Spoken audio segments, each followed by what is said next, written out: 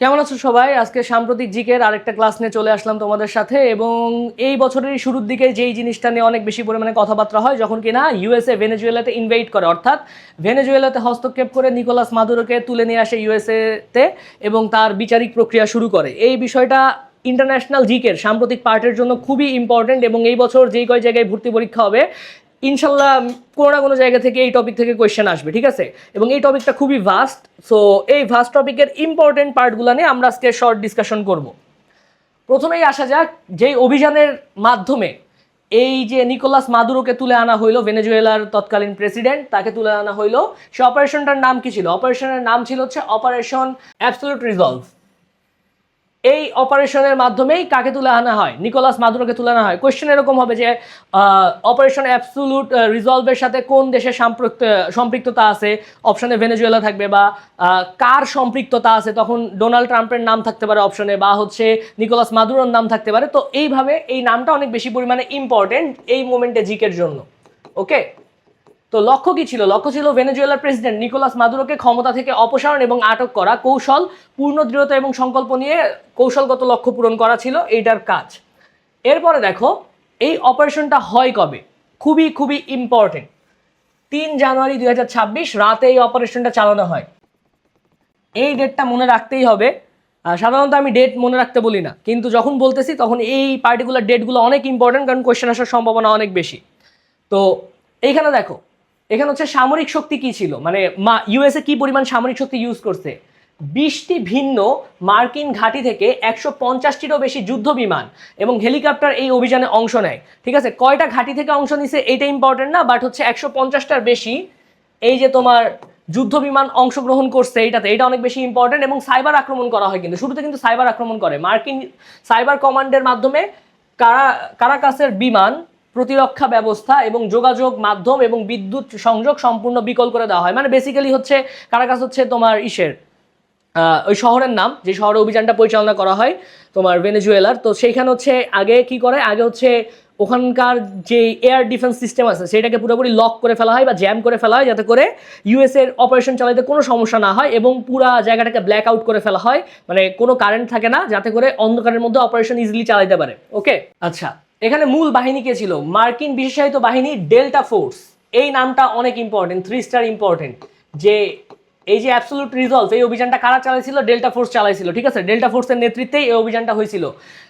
কারাকাসের সামরিক ঘাঁটি ফুয়ের্তো তিউয়েনা থেকে প্রেসিডেন্ট নিকোলাস মাদুরো ও তার স্ত্রীর নামটাও মনে রাখো, এটা আসলেও আসতে পারে এই মোমেন্টে। সিলিয়া ফ্লোরেন্সকে আটক করা হয়। ঠিক আছে, স্থানান্তর করা হয় তাকে, হচ্ছে এই যে ভেনেজুয়েলা থেকে আটক করা হয়েছে, ভেনেজুয়েলা থেকে যে ইউএসএ নিয়ে যাবে সেটা তো একটা রুটের মাধ্যমে নিয়ে যাবে। রুটটা মনে রাখতে পারলে ভালো, হোপফুলি এখান থেকে কোয়েশ্চেন হবে না।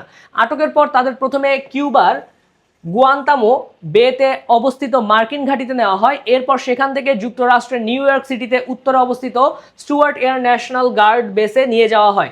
লাস্ট জায়গাটা একটু মনে রাখার চেষ্টা করো, যে স্টুয়ার্ট এয়ার ন্যাশনাল গার্ড এই জায়গাতে নিয়ে যাওয়া হয়েছে, বা লাস্টলি বেসিক্যালি নিউ ইয়র্ক সিটিতে নিয়ে যাওয়া হয় ইউএসএর। এইটা একটু মনে রাখলেই হবে। ওকে, বাট ইম্পর্টেন্ট পার্ট কি? এই যে ডেল্টা ফোর্সের মাধ্যমেই আলটিমেট ডেল্টা ফোর্সের নেতৃত্বে এই অপারেশনটা চালানো হয়েছিল, এটা খুবই ইম্পর্টেন্ট। এরপর হচ্ছে আদালতে হাজিরা। যেহেতু নিকোলাস মাদুরোকে নিয়ে গেছে, ভালো কথা। নিকোলাস মাদুরোকে কেন নিয়ে গেছিল? নিকোলাস মাদুরোকে নিয়ে গেছিল হচ্ছে মাদক মামলাতে। দেখো, যদিও ইউএস এর মেন স্বার্থ আমরা সবাই জানি যে ভেনেজুয়েলাতে যথেষ্ট পরিমাণে তেল মজুদ আছে, তাই না? এবং সেই তেল মজুদ থাকার কারণে ইউএসএ সেখান থেকে তেল নিতে চাচ্ছে, যাতে করে ইউএসএ নিজের তেল রিজার্ভ আরও বেশি পরিমাণে বাড়ে এবং গ্লোবাল এই যে তোমার পেট্রো ডলার আছে সেইটার আরও ক্ষমতা বেড়ে যায়। তো এই কারণে ইউএসএ ভেনেজুয়েলার সাথে মূল সংঘাতটা, যেখানে নিকোলাস মাদুরো কোনোভাবেই নেগোশিয়েট করতেছিল না ইউএসএর সাথে, তো নিকোলাস মাদুরোকে এই কারণেই সরানো লাগতো। তো ভালো কথা, নিকোলাস মাদুরোকে সরানো লাগতো। এখন সরানোর জন্য বা কোনো একটা রাষ্ট্রে ইনভেড করার জন্য টু সাম এক্সটেন্ট তো একটা ভ্যালিড রিজন দেওয়া লাগবে, তাই না? এই যে টু সাম এক্সটেন্ট একটা ভ্যালিড রিজন বা বৈধ কারণ দেখানোর জন্য কি করলো ইউএসএ? দাবি করলো যে এই যে ভেনেজুয়েলার থ্রুতে ব্যাপক পরিমাণে ড্রাগস নাকি ইউএসএতে এন্টার করতেছে, সেই কারণে এইখানে আমার অপারেশন চালাতে হবে। এবং এই ড্রাগস এন্টার করার সাথেই ভেনেজুয়েলার প্রেসিডেন্ট নিকোলাস মাদুরো সরাসরি সম্পৃক্ত, এবং নিকোলাস মাদুরোর এগেনস্টে এই কারণে মামলা করা হয়। এবং সেই মামলায় আসামি ধরে আনার প্রেক্ষিতে নিকোলাস মাদুরোকে ভেনেজুয়েলাতে ইনভেড করে ইউএসএ নিয়ে আসে। ঠিক আছে, তো নিয়ে আসার পরে কি হয়? জানুয়ারি 5 জানুয়ারি 2026 তারিখে প্রেসিডেন্ট নিকোলাস মাদুরোকে নিউ ইয়র্কের একটি ফেডারেল আদালতে হাজির করা হয়। ঠিক আছে, তাইলে কয় তারিখে আদালতে হাজির করা হয় এইটা বেশি পরিমাণে ইম্পর্টেন্ট একটা ডেট। 5 জানুয়ারি 2026 সালে তাকে আদালতে হাজির করা হয়। আচ্ছা, ট্রানজিট পয়েন্ট। বৈশ্বিক মাদক বাজারে ভেনেজুয়েলা মূলত মাদক উৎপাদক দেশ নয়, বরং এটি একটি ট্রানজিট পয়েন্ট বা যাতায়াতের পথ হিসেবে ব্যবহৃত হয়। এই জিনিসটা অনেক বেশি ইম্পর্টেন্ট যে ভেনেজুয়েলায় কিন্তু মাদক ওই পরিমাণে উৎপাদন হয় না। মাদক উৎপাদন ম্যাক্সিমাম হয় কিন্তু ওই মেক্সিকোর দিকে, এবং মেক্সিকোর দিক থেকে হচ্ছে ইউএসএতে এন্টার করে। কিন্তু এখানে ডোনাল্ড ট্রাম্প বেসিক্যালি একটা কারণ দর্শানোর মাধ্যমে ইনভেটটা করতে যাচ্ছিল, হস্তক্ষেপ করতে যাচ্ছিল, সেই কারণে এখানে বলছে। আচ্ছা, উৎপাদন বনাম পাচার। ভেনেজুয়েলার প্রতিবেশী দেশ কলম্বিয়া বিশ্বের বৃহত্তম কোকেন উৎপাদনকারী দেশ। এই ইনফরমেশনটা দয়া করে একটু মনে রাখবে, এটা খুবই ইম্পর্টেন্ট একটা ইনফরমেশন। যেহেতু মাদক মামলা দিয়ে ভেনেজুয়েলার প্রেসিডেন্টকে নিয়ে যাওয়া হয়েছে, সো তার আশেপাশের কোন দেশ, মানে আমেরিকান মহাদেশগুলোর দুইটা মহাদেশের মাঝে কোন দেশ পার্টিকুলারলি মাদক উৎপাদন করে এটা বোঝা লাগবে। আচ্ছা, তবে কলম্বিয়ায় উৎপাদিত কোকেনের একটি বড় অংশ ভেনেজুয়েলার পথ ব্যবহার না করে অন্য রুট দিয়ে যুক্তরাষ্ট্রে পৌঁছায়, এটা অনেক ইম্পর্টেন্ট। আচ্ছা, প্রভাব। সামগ্রিক বৈশ্বিক মাদক পাচার ব্যবস্থায় ভেনেজুয়েলার ভূমিকা অন্যান্য অনেক অঞ্চলের তুলনায় অপেক্ষাকৃত কম। তাইলে এখানে বেসিক্যালি এই ইনফরমেশনগুলো কেন দেওয়া হয়েছে এটা বোঝানোর জন্য যে যেই কারণ দর্শানোর মাধ্যমে ভেনেজুয়েলাতে ইনভেট করে নিকোলাস মাদুরোকে তুলে নিয়ে যাওয়া হয়েছে সেটা খুবই ভেগ একটা কারণ ছিল। ওকে, এইটার মধ্যে শুধুমাত্র এই ইনফরমেশনটা 3 স্টার ক্যাটাগরির ইম্পর্টেন্ট। এছাড়া এই যে ট্রানজিট পয়েন্ট জিনিসটা কি এটা একটু মনে রাখার চেষ্টা করো। আচ্ছা, এখন দেখো অতীত সম্পর্ক। ভেনেজুয়েলার সাথে কিন্তু সবসময় যে ইউএসএর তিক্ত সম্পর্ক ছিল এরকম না, এক টাইমে ভালো ছিল পরে যায় খারাপ হয়েছে। বিংশ শতাব্দীতে ভেনেজুয়েলা ছিল যুক্তরাষ্ট্রের অন্যতম প্রধান জ্বালানি সহযোগী এবং মার্কিন কোম্পানিগুলো সেখানে ব্যাপক প্রভাব ছিল। জাতীয়করণ ও বিরোধ। সমাজতন্ত্রী প্রেসিডেন্ট হুগো স্যাভেজ তেল খাত জাতীয়করণ করলে বিরোধ শুরু হয়। তাইলে এইটা একটু মনে রাখো যে হুগো স্যাভেজ ভেনেজুয়েলার যে প্রেসিডেন্ট, সে সমাজতান্ত্রিক প্রেসিডেন্ট ছিল বা সোশ্যালিস্ট যাকে বলা হয়। তো সেই মানুষ যখন ক্ষমতায় আসে সে সব কিছু জাতীয়করণ করে ফেলে। মানে কি, মানে ওইখানে তেল উত্তোলন করে বিক্রি করা, এইটা কারা পরিচালনা করতেছিল ভেনেজুয়েলাতে? মার্কিন কোম্পানিরা, ইউএসএ যে কোম্পানিগুলো আছে তারা করতেছিল। তো যখন কিনা হুগো স্যাভেজ এটাকে জাতীয়করণ করে ফেললো তখন কি করতে হবে? মার্কিন কোম্পানিগুলোকে চলে আসতে হবে। তখন ভেনেজুয়েলার রাষ্ট্র কর্তৃক নির্ধারিত কোম্পানি কি করবে? ওখানে সব কার্যক্রম পরিচালনা করবে। তো হুগো স্যাভেজ জাতীয়করণ করার মাধ্যমে ওখান থেকে মার্কিন কোম্পানিকে সরাই দিল। এর ফলে 2007 সালে এক্সন মোবিল ও কোনকো ফিলিপস তাদের কার্যক্রম গুটিয়ে নেয় এবং দীর্ঘ আইনি লড়াইয়ে জড়ায়। মানে ওইখানে যেই দুইটা পার্টিকুলার মার্কিন কোম্পানি ছিল যারা কিনা তেল উত্তোলন করতেছিল এবং ডিস্ট্রিবিউশন করতেছিল, রিফাইন করতেছিল, তারা পরে হচ্ছে আইনি লড়াইয়ে যায়। কিন্তু আইনি লড়াইয়ে তো আলটিমেটলি আমাদের লাভ হবে না, কারণ খুবই মানে সিম্পল হিসাব, যেই দেশের মধ্যে আছে সেই দেশের কাছে তো আলটিমেটলি পাওয়ারটা থাকে। বর্তমানে মার্কিন কোম্পানিগুলোর মধ্যে একমাত্র সেভরন, এই যে এটা ইম্পর্টেন্ট, বর্তমানে কে করতেছে?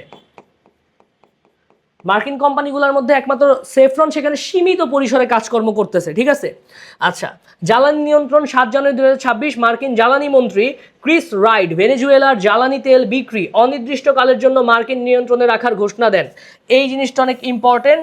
এখানে যদি তোমরা হচ্ছে ক্রিস রাইটের নাম মনে রাখতে পারো তাইলে খুবই ভালো, কিন্তু কয় তারিখে এই ঘোষণাটা দেয় এটা বেশি ইম্পর্টেন্ট। যে অনির্দিষ্টকালের জন্য কার হাতে থাকবে? ইউএসএর হাতে থাকবে, এই বলে ঘোষণা দেয় মার্কিন জ্বালানি মন্ত্রী যে ভেনেজুয়েলার জ্বালানি তারা নিয়ন্ত্রণ করবে। আচ্ছা, এখন দেখো ভেনেজুয়েলায় কি হইলো। ভেনেজুয়েলাতে বেসিক্যালি সরকার পতন হয়ে গেল। নিকোলাস মাদুরো প্রেসিডেন্টকে তুলে নিয়ে যাওয়া মানে কি? সরকার পতন হওয়া। তারপর নতুন সরকার আসে 3 তারিখ 2026। ডেলসি রদ্রিগেজ কারাকাসে অন্তর্বর্তী প্রেসিডেন্ট হিসেবে শপথ নেন এবং 5 জানুয়ারি দায়িত্ব গ্রহণ করে। তাইলে 5 জানুয়ারি নতুন করে দায়িত্ব গ্রহণ করে কে? Delcy Rodriguez. বর্তমানে তাইলে প্রেসিডেন্টকে আমাদের এই ডেলসি রদ্রিগেজ। ঠিক আছে, কিন্তু এইখানে হচ্ছে আরেকজন প্রেসিডেন্ট হওয়ার অনেক আশা আকাঙ্ক্ষা ছিল। সেই মানুষটা হচ্ছে মারিয়া করিনা মাচাদো। সে হচ্ছে নোবেল জয় করছিল, সে একজন নোবেল লরেট, কিন্তু তারপরেও হচ্ছে সে আলটিমেটলি কি হয় নাই? ভেনেজুয়েলার প্রেসিডেন্ট হয় নাই, সে বিরোধী দলেই আছে। কেন হচ্ছে সে প্রেসিডেন্ট হয় নাই? কারণ হ্যাঁ, ভেনেজুয়েলার একটা পক্ষ, নিকোলাস মাদুরো কিন্তু একটা ডিক্টেটর ছিল এবং সে বহু বছর ধরে ডিক্টেটরশিপ চালায় ক্ষমতায় ধরে রাখছিল এবং পাতানো নির্বাচন দিলেও। সো নিকোলাস মাদুরোর উপর নিজের দেশের জনগণ অনেক বেশি পরিমাণে খ্যাপা ছিল, এইটা ট্রু। কিন্তু দেশের জনগণের একটা পার্ট ইভেনচুয়ালি যারা কিনা খ্যাপাও ছিল তারা কখনোই চাইতো না যে ভেনেজুয়েলার নিয়ন্ত্রণ সরাসরি ইউএসএর হাতে চলে যাক। অন দি আদার হ্যান্ড তোমার হচ্ছে মাচাদো সবসময় এই ধরনের মন্তব্যই করতো যে দরকারে ইউএসএ এখানে ইনভেট করে তোমার নিকোলাস মাদুরোকে তুলে নিয়ে যাক। ইউএসএ কন্ট্রোলটা নেক, এই ধরনের কথাবার্তা বলতো। সো এইটা কিন্তু একটা প্রবলেমেটিক স্টেটমেন্ট, কারণ তোমার দেশের উপরে অন্য কোনো একটা দেশ নিয়ন্ত্রণ নিয়ে নিচ্ছে, এটা খুবই প্রবলেমেটিক সাউন্ড করে, তাই না? কারণ তোমার তখন স্বাধীনতা থাকবে না। সো সেই জায়গা থেকে দেখো রাজনৈতিক অবস্থান, তিনি প্যারিসকা ভেন্তে ভেনেজুয়েলা দলের জাতীয় সমন্বয়ক এবং একজন উদার রক্ষণশীল রাজনীতিবিদ। তার দলের নামটা মনে রাখার চেষ্টা করো, যদি কোয়েশ্চেন কঠিন করতে চাই তাহলে এই জায়গা থেকে কোয়েশ্চেন করবে। সংগ্রাম 2011 থেকে 14 পর্যন্ত ন্যাশনাল অ্যাসেম্বলির সদস্য ছিলেন। মাদুরো সরকারের দমন পীড়নের মুখেও তিনি প্রেসিডেন্ট নির্বাচনে অংশগ্রহণ করেন। আন্তর্জাতিক স্বীকৃতি 2025 সালে তিনি শান্তিতে নোবেল পুরস্কার লাভ করেন। যখন এটা একটু মনে রেখো কবে নোবেল পুরস্কার পাইছিল, 2025 সালে। যখন তাকে নোবেল পুরস্কার দেওয়া হয় 25 সালে, তখনই গেস করা হচ্ছিল যে এটা আসলে মানে ইউএসএ এর কারসাজি আছে, তার প্রেসিডেন্ট নাকি বানাই দিবে। তো এই ধরনের মন্তব্য ওই টাইম থেকে আসতেছিল।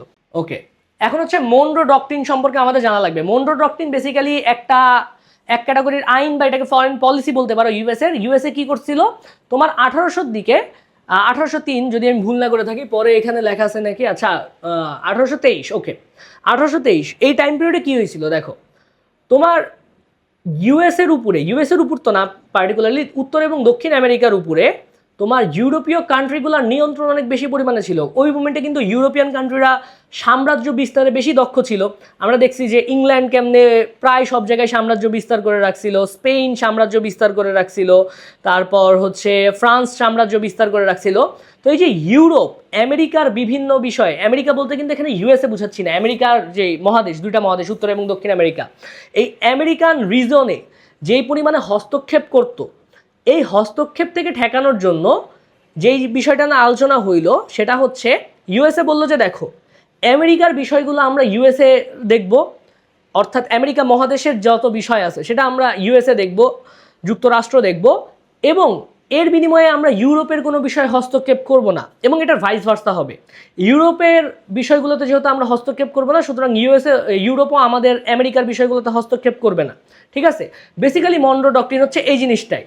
সো এই জায়গা থেকে কোন জিনিসটা হয় সেটা হচ্ছে 1823 সালের 2 ডিসেম্বর, এই ডেট মনে রাখার কোনো দরকার নাই, এখান থেকে কোয়েশ্চেন আসবে না হোপফুলি।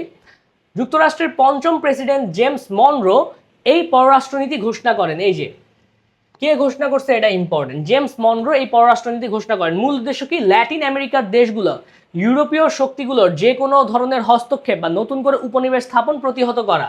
এই যে এইটা ইম্পর্টেন্ট, উদ্দেশ্যটা ইম্পর্টেন্ট, মনে রাখার জন্য ইম্পর্টেন্ট, যাতে করে বুঝতে পারো যে মনরো ডক্ট্রিন জিনিসটা কি। ঠিক আছে, সো এই যেটা বলতেছিলাম যে ল্যাটিন আমেরিকাতে কোনো ধরনের কোনো হস্তক্ষেপ ইউরোপ করবে না, এবং ইউরোপের বিষয়ে ল্যাটিন আমেরিকান কোনো দেশ হস্তক্ষেপ করবে না। এটা কে ইনশিওর করবে? ইউএসএ ইনশিওর করবে। আচ্ছা, ল্যাটিন আমেরিকা ইউরোপীয় হস্তক্ষেপ থেকে যুক্তরাষ্ট্রের বিরুদ্ধে অবৈধ হস্তক্ষেপ এবং বৈরী আচরণ হিসেবে গণ্য করা হবে। অর্থাৎ ল্যাটিন আমেরিকার যে কোনো দেশে ইউরোপিয়ান কান্ট্রি কোনো ধরনের কোনো হস্তক্ষেপ করলে ইউএসএ সেটাকে নিজের উপর নেবে, মানে সেটা ইউএসএর উপরে অবৈধ হস্তক্ষেপ করা হিসেবেই তারা কাউন্ট করবে। এর বিনিময়ে যুক্তরাষ্ট্র ইউরোপের অভ্যন্তরীণ রাজনীতি বা দ্বন্দ্বে কোনো ধরনের হস্তক্ষেপ করবে না। এটা একটা বিকল্প নাম ছিল, এটা ইতিহাসে পলিসি অফ আইসোলেশন বা বিচ্ছিন্নতাবাদ নামেও পরিচিত ছিল। এটাকে পলিসি অফ আইসোলেশন কেন বলা হয়েছে? কারণ হচ্ছে এইখানে তোমার ইউরোপিয়ান রিজন একেবারে নিজেদের মতো আইসোলেটেড থাকবে, তাদের বিষয়ে কেউ কোনো হস্তক্ষেপ করবে না। আমেরিকান রিজন নিজেদের মতো আলাদা থাকবে, তাদের বিষয়ে কেউ কোনো হস্তক্ষেপ করবে না। এই যে এই কারণেই হচ্ছে এটাকে পলিসি অফ আইসোলেশন বলা হয়েছে। এই বিকল্প নামটা অনেক বেশি পরিমাণে ইম্পর্টেন্ট। কোয়েশ্চেন এরকম করতেই পারে, পলিসি অফ আইসোলেশন কোনটার সাথে জড়িত, ওইখানে অপশনে মনরো ডক্ট্রিন থাকলে তোমাদের মনরো ডক্ট্রিন দাগানো লাগবে। তো এই মনরো ডক্ট্রিনের একটা আধুনিক রূপ আছে, আচ্ছা এটা রিপিট হয়েছে এই জায়গাতে, হ্যাঁ, মনরো ডক্ট্রিনের একটা আধুনিক রূপ আছে, এটাকে আধুনিক রূপে বলা হচ্ছে ডনরো ডক্ট্রিন, বা অনেক জায়গায় বর্তমানে এটাকে আরো শর্ট করে ডন ডক্ট্রিন বলা হয়। কেন? ডোনাল্ড ট্রাম্পের থেকে বেসিক্যালি এই ডনরো ডক্ট্রিন আসছে। 2026 সালের ভেনেজুয়েলায় অভিযান বর্ণনা করতে গিয়ে ডোনাল্ড ট্রাম্প 1823 সালে সেই পুরনো মনরো ডক্ট্রিনকে পুনরায় সামনে নিয়ে আসেন। নতুন নামকরণ পশ্চিম গোলার্ধে 2 আমেরিকা মহাদেশ মার্কিন আধিপত্য এবং নিয়ন্ত্রণ পুনরায় প্রতিষ্ঠায় এই প্রতিশ্রুতির নতুন নাম দেওয়া হয় ডনরো ডক্ট্রিন। ঠিক আছে, তাৎপর্য এটি মূলত আধুনিক যুগে ল্যাটিন আমেরিকার যে কোনো বিদেশি প্রভাব দূর করে মার্কিন একক কর্তৃত্ব বজায় রাখার একটি কঠোর সংকেত। মানে সেই 1823 সালের যেই আলাপটা ছিল যে ল্যাটিন আমেরিকান রিজনে কেউ কোনো হস্তক্ষেপ করতে পারবে না, ডোনাল্ড ট্রাম্প আবার এই জিনিসটা উঠাই আনে, বলে যে দেখো এই আমেরিকান রিজনে আমরা ইউএসএ যা কিছু করব, ভেনেজুয়েলা আমাদের ব্যাকইয়ার্ড, আমরা এখানে যা কিছু করব, ইউরোপিয়ান কোনো কান্ট্রি এখানে কোনো মতবাদ দিতে পারবে না, কোনো কিছু বলতে পারবে না, ঠিক আছে? সো যখন কিনা এটাকে নতুনভাবে তুলে আনে এবং আরও বেশি কর্তৃত্বপরায়ণ মনোভাব দেখায়, তখন এটাকে নতুন নামকরণ করা হয় ডনডো ডক্ট্রিন নামে বা হচ্ছে ডন ডক্ট্রিন নামে। ওকে, এই ছিল মোটামুটি আজকের ক্লাস থেকে আমাদের আলাপ। এই ভেনেজুয়েলা সংকট নিয়ে কোয়েশ্চেন আসলে এর মধ্যে থেকেই হোপফুলি আসবে, এর বাইরে থেকে আসবে না। আমি KM জুলকারনাইন ছিলাম এন্টায়ার ক্লাসে তোমাদের সাথে। হোপফুলি ক্লাসটা তোমাদের ভালো লাগছে, এখান থেকে তোমরা হেল্প পাবা। আজকে এই পর্যন্তই, থ্যাংক ইউ।